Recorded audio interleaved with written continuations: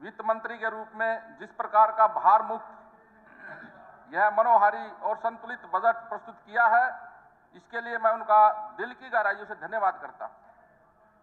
उपाध्यक्ष महोदय, 2024-25 के बजट में हरियाणा अंत्योदय परिवहन योजना के तहत गरीब परिवारों को 1000 किलोमीटर तक की मुफ्त यात्रा करने की सुविधा देना, सूर्योदय योजना के तहत गरीब परिवारों के घरों की छतों पर सोलर पैनल लगाकर उनके बिजली के खर्च को कम करना, गरीब लोगों की चौपालों के लिए बजट में 100 करोड़ रुपए का प्रावधान करना, शहरी आवास योजना की तर्ज पर ग्रामीण आवास योजना का प्रावधान करना, प्रदेश की 2 लाख महिलाओं को लखपति दीदी बनाने वाली योजना शुरू करना, ऐसी कितनी ही योजनाएं माननीय मुख्यमंत्री जी ने प्रदेश की जनता के हितों की भलाई के लिए बनाने का जो काम किया है, इसके लिए मैं उनको बधाई देना चाहता हूं। अध्यक्ष महोदय, हमने नीतियों को आकार दिया है, अंतिम पायदान को आधार दिया है, लूट और झूठ की राजनीति को खत्म करके जनता के सपनों को साकार किया है। उपाध्यक्ष महोदय, इस बजट की सबसे बड़ी उपलब्धि यह रही है कि इसमें हरियाणा की जनता पर कोई नया टैक्स नहीं लगा और बावजूद इसके सभी प्रकार की विकास परियोजनाओं के लिए बड़ी बड़ी अमाउंट का बजट में जो प्रावधान किया है, वह अपने आप में काबिले तारीफ बात है। उपाध्यक्ष महोदय, प्रदेश की जनता की जितनी भी मूलभूत आवश्यकताएं थी, उन सबको पूरा करने का जिस प्रकार का प्रयास इस मनोहारी बजट के माध्यम से किया गया है, वह दिखाता है कि हमारे माननीय मुख्यमंत्री जी बात के धनी हैं।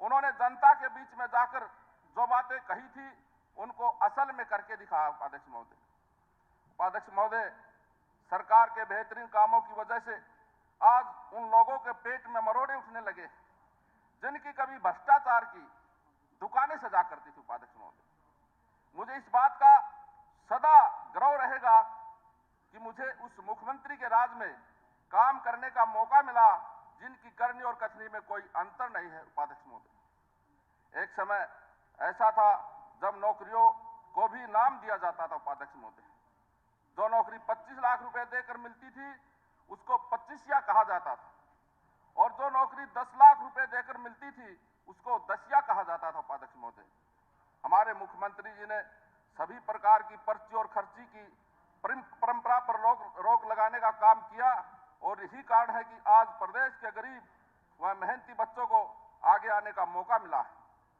और इसके कारण इन गरीब बच्चों के माँ बाप का सीना गर्व से चौड़ा हो गया। उपाध्यक्ष महोदय,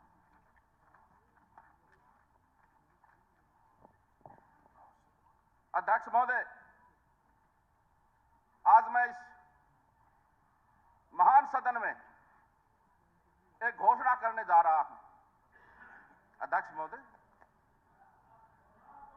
और वो घोषणा जब एक वाल्मीकि अपनी बात कहता है तो उस वक्त उसकी जुबान पर मां सरस्वती का वास होता है। अध्यक्ष महोदय, और यही मां सरस्वती आज मुझसे यह घोषणा करवा रही है कि प्रदेश में तीसरी बार फिर से माननीय मनोहर लाल जी के नेतृत्व में भारतीय जनता पार्टी की सरकार बनने जा रही है। अध्यक्ष महोदय, एक बार फिर से उनके नेतृत्व में हरियाणा प्रदेश विकास के नए आयाम छूने काम करेगा। अध्यक्ष महोदय, इससे पहले ठीक कह रही है, वाल्मीकि की श्रुति होती है। बलबीर वाल्मीकि पहले घोषणा कर चुका, तुम जा रहे हो। तू तो ये बोल रहा है।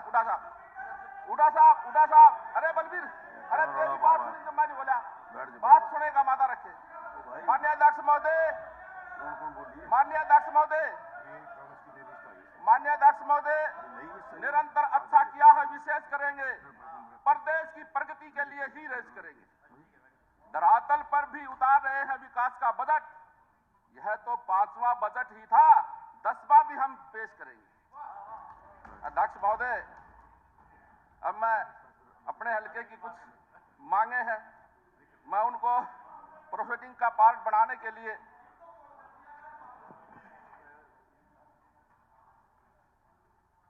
एक मेरे गांव खड़ककला में कोई कोऑपरेटिव बैंक नहीं है। अध्यक्ष महोदय, और एक मिनट जी, उसमें कलिंगा जाना पड़ता है। मेरे खरक की 4 पंचायतें हैं अध्यक्ष महोदय। मैं आपके माध्यम से सरकार से चाहूंगा वहां कोऑपरेटिव बैंक बनाया जाए। और एक मेरे कलिंगा में पंडित नेकीराम शर्मा जी का रणधीर गोलन जी गांव है अध्यक्ष महोदय। एक मिनट बहुत जरूरी है अध्यक्ष महोदय। पंडित नेकीराम शर्मा जी स्वतंत्रता सेनानी हुए, उनका गांव है कलिंगा में, उनके नाम से कोई पार्क और व्यायामशाला बनाई जाए अध्यक्ष महोदय। बाकी मेरी डिमांड है, मैं आपको टेबल करता हूं। धन्यवाद। धन्यवाद स्पीकर सर, आपने बजट पर बोलने का अवसर दिया।